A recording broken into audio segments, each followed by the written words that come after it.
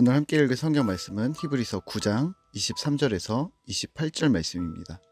히브리서 9장 23절에서 28절 말씀입니다. 오늘은 28절 말씀을 읽겠습니다.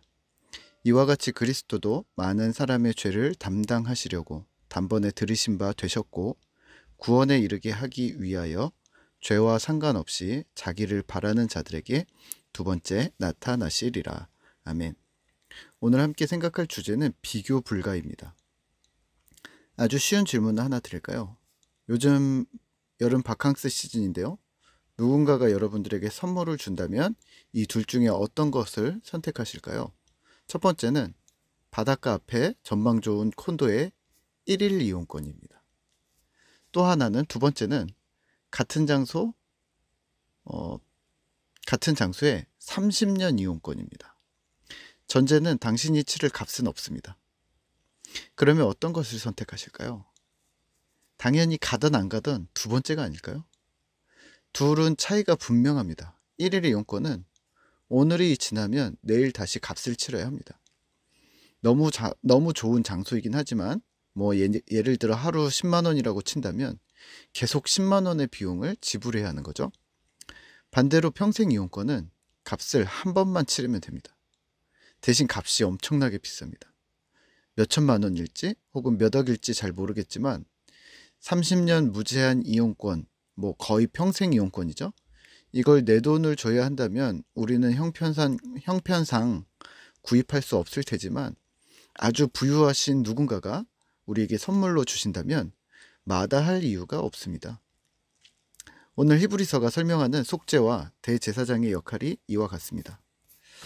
인간 제사장은 1년 콘도 이용권과 같습니다. 매년마다 해년마다 잊지 않고 값을 치러야 하고 인간 대제사장의 중간자 역할은 사실 변동이 많습니다. 제사장 역시 인간인지라 죄에서 자유로울 수 없고 하나님 앞에서 점검을 받아야 하는 자였던 거죠. 반대로 영원한 대제사장이신 예수 그리스도이신데요. 이는 평생, 영원한 콘도 이용권과 같습니다. 사랑에 부유하신 하나님께서 우리에게 이 영원한 자유 이용권을 주시는데 우리는 즐겁게 감사함으로 이를 누리시면 됩니다. 다시 정리하면 인간 대제사장과 예수님 대제사장의 비교해서 누구를 선택할 것인가는 비교 대상이 되지 않는다는 것을 히브리서는 열심히 설명하고 있습니다. 25절입니다. 대제사장이 해마다 다른 것의 피로써 성소에 들어가는 것 같이 자주 자기를 드리려고 아니하실지니 영원한 대제사장이신 예수님은 해마다 매년 성소로 들어가는 인간 제사장과 같지 않으시고 자신이 자주 들어가려 하지 아니하십니다. 대신 예수 대제사장은 단번에 속죄를 이루셨다고 합니다. 28절입니다.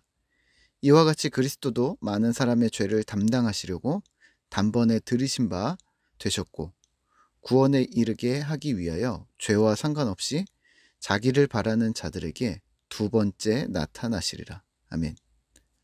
단번에 들으신 바 되셨고 그 이후로 나타나시는 예수님은 이제 속죄를 담당하는 대제사장으로서가 아니라 죄와 상관없는 목자요, 인도자요, 친구로서 우리에게 다가오실 것이라는 말입니다. 오늘 우리는 이 말씀을 대하며 무엇을 기억해야 할까요? 하나님의 사랑입니다. 사실 이 선택지는 비교 불가한 질문입니다. 말도 안 되는 좋은 조건의 선물을 주시는 하나님의 사랑을 기억하셔야 한다는 말입니다. 로마서 8장 35절인데요. 누가 우리를 그리스도의 사랑에서 끊으리요? 환난이나 공고나 박해나 기근이나 적신이나 위험이나 칼이랴. 누가 우리를 그리스도의 사랑에서 끊을까요? 어찌 우리가 하나님의 사랑을, 그 큰 사랑을 외면할까요? 그 사랑의 너비와 깊이와 높이와 길이가 어떠함을 안다면 우리는 절대로 주님의 사랑을 거절할 수 없을 것입니다. 그러면 오늘 히브리서가 유대인 그리스도인들을 향한 메시지라는 것을 우리가 기억한다면 히브리서 기자는 왜 이런 메시지를 지금 그들에게 전달하는 것일까요? 그들은 지금 핍박과 모진 고초를 지나가는 중임을 감안한다면 이 메시지는 단순히 예수님의 뛰어나심에 대한 교리적 논증만은 아니게 됩니다. 죽음을 눈앞에 둔 예수 믿음을 포기해야 하는가?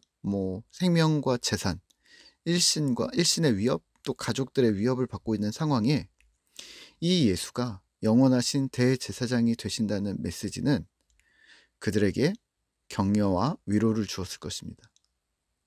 핍박과 환난 중에서 참고 견디며 용감하게 신앙인답게 살아가기를 격려하는 것이죠. 사실 이것이 어떻게 가능할까요?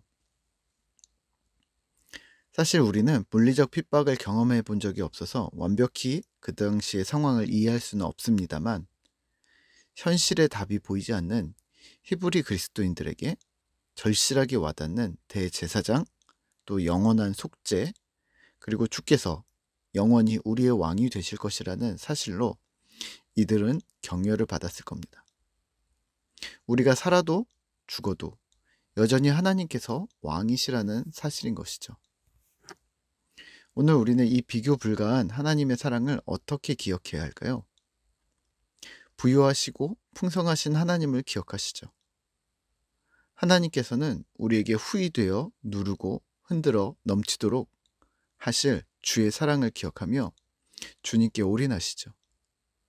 혹 우리가 히브리서의 그리스도인들처럼 환난과 핍박과 어둠의 시간을 지나고 계시다면 오늘 영원한 대제사장은 예수님이라는 말이 우리에게 격려와 위로를 줄 것입니다. 하나님 주권입니다. 하나님께서는 이 세상의 영원한 주인이심을 기억하는 것이죠. 아무리 우리를 요동케 하는 상황이 있더라도, 우리를 괴롭히고 고민케 하더라도 만유의 주이신 주님께서 우리를 붙드심을 기억하시죠. 오늘 하루도 주님을 바라는 꿈터 공동체 되시기를 기도합니다. 함께 같이 기도하겠습니다. 하나님 감사합니다. 우리에게 비교 불가능한 엄청난 사랑을 주님께서는 주셨는데 우리는 그 사랑을 깨닫지 못하고 있었습니다. 주님, 우리를 긍휼히 여겨주셔서 하나님의 사랑을 깨닫고 그 큰 하나님의 사랑, 예수님이 우리의 대제사장 되신다는 사실을 기억하며 우리가 하나님의 사랑과 하나님의 공의와 하나님의 역사심을 기억하는 그러한 귀한 하루가 되도록 오늘도 함께하여 주시옵소서. 오늘도 우리는 주님을 바라보겠습니다. 은혜를 베푸실 주님을 찬양하며 예수님의 이름으로 기도드립니다. 아멘.